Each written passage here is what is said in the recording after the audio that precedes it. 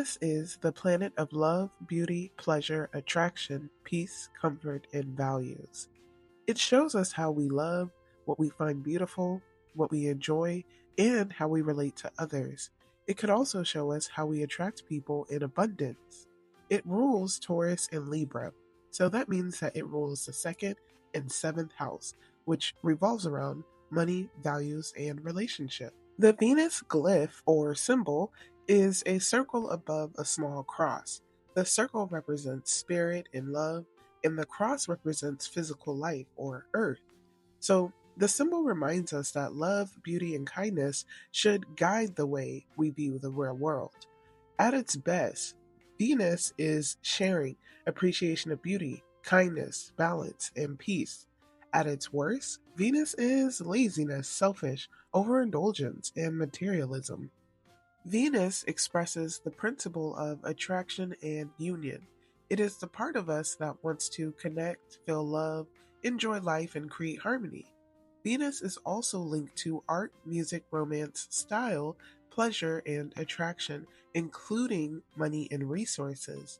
When Venus is challenged in a chart, a person may need to learn self worth, healthy love, fair exchange, giving, and receiving. And you can see these challenges based off of how Venus is aspecting, which I will cover aspects in another video. So be sure to like and subscribe if you're enjoying what you're hearing so far. Because Venus loves connection, pleasure, and abundance, there are three houses that Venus loves being in, and that would be the second house, which is one of the houses of Venus, representing money, values, and comfort. This is good for self-worth, income, and enjoying life. Venus also enjoys being in the fifth house, which represents romance, fun, and creativity. This supports dating, joy, self-expression, and art. Venus also likes being in its second home, the seventh house, which represents partnerships. This is very powerful for relationships, marriage, and harmony. Now, that being said, Venus does have three other houses it prefers to stay away from. And if you have this placement in your chart, you might notice a few challenges yourself. She still works here, but it's more complex. Venus in the sixth house, which represents work and routine, love can feel like duty or an obligation. Venus in the eighth house, which represents deep emotions, power, and control, love becomes intense, private, or complicated. And Venus in the 12th house, which represents secrets, isolation, and sacrifice, love may feel hidden, spiritual, or a bit confusing. If you're wondering if the same applies to the zodiac signs, if Venus prefers to be in certain zodiac signs versus others, or if Venus being in certain zodiac signs could present challenges, and yes, you would be correct. Planets can either be in dignity, fall, detriment, or exalted next to certain zodiac signs, and I think I will create a whole video for this also. But first, I will be covering all of the planets, and then I'll create those type of videos. So let's go over Venus in each zodiac sign, how it affects you based off of its placement. Venus in Aries is bold, fast-moving, and very direct in love. These are people who can fall in and out of love pretty quickly. Also, love the chase and excitement of pursuing a new partner. Venus in Taurus is in dignity, so these people tend to be loyal, sensual, affectionate, value comfort, security, and touch. But when it comes to the touch part, that does vary. Some people who have this placement have a complicated relationship with being touched, so take that as with a grain of salt.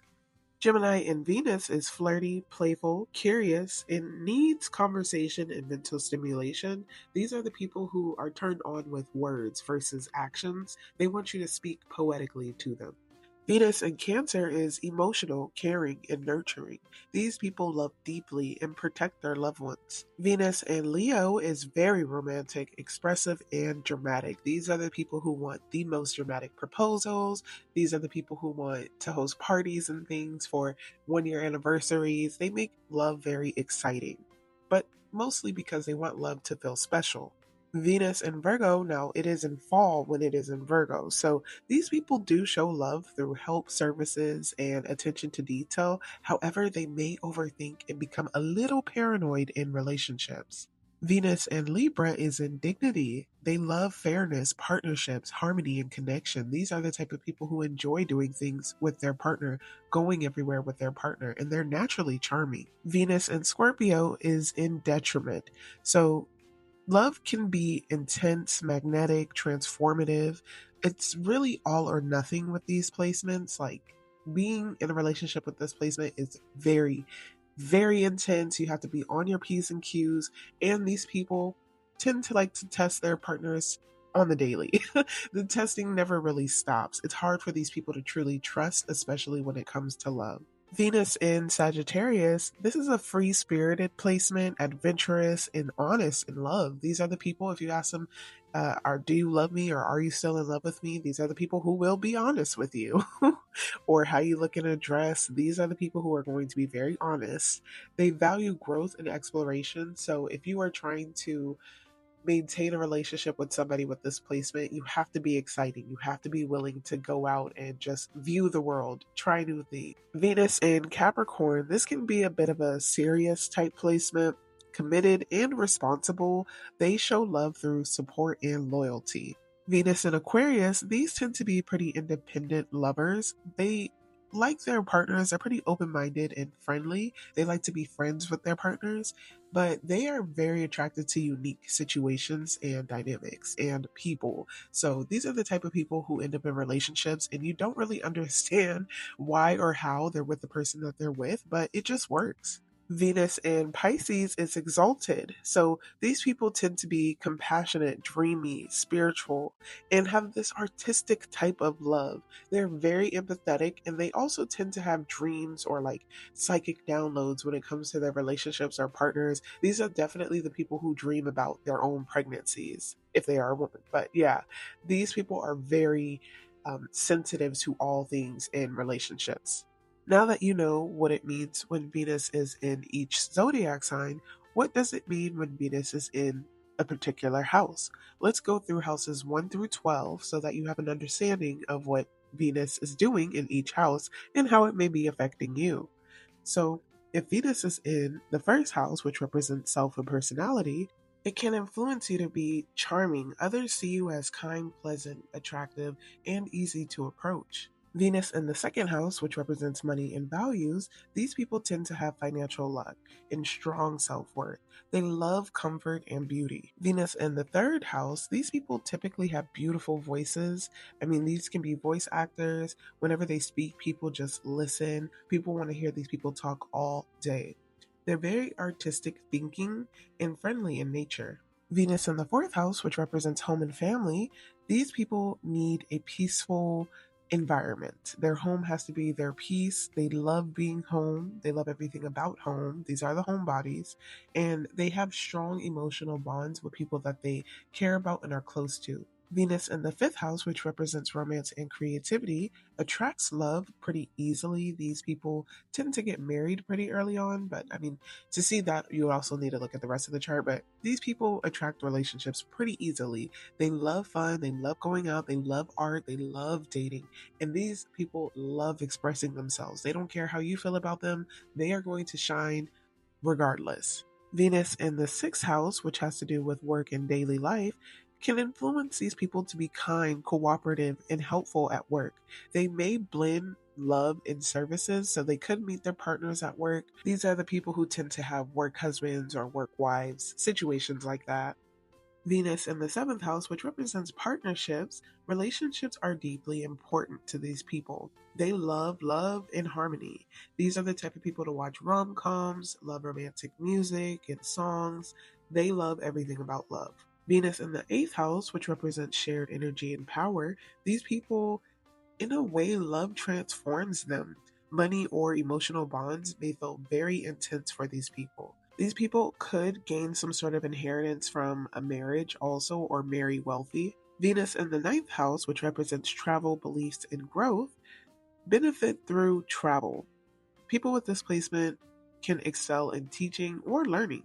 They love cultural beauty. They love leaving their hometown, their home state, and country. Venus in 10th house, which represents career and reputation, These people have public charm, success through beauty, art, people skills.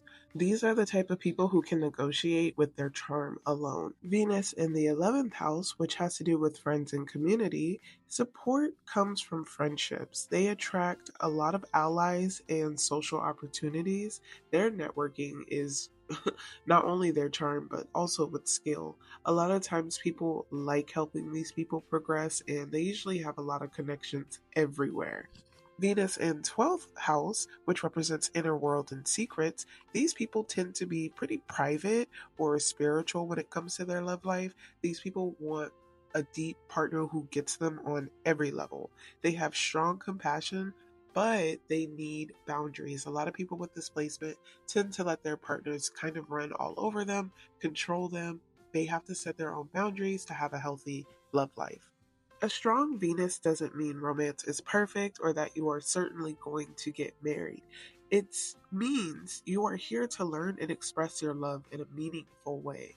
So, when it comes to reading your birth chart and understanding your placement, not only do you have to understand how the planet is interacting with the zodiac sign it's in, you have to combine that with the house. So, if you have a different zodiac sign, despite your Venus being in Scorpio or something, if your Venus is in the third house, Pisces, you have to factor in the traits of a Pisces relating to the house. And with Venus being there, it shows you how that aspect is being expressed. And that completes our lesson on Venus. Be sure to like and subscribe, and the next video will be about Mars. Thanks for watching.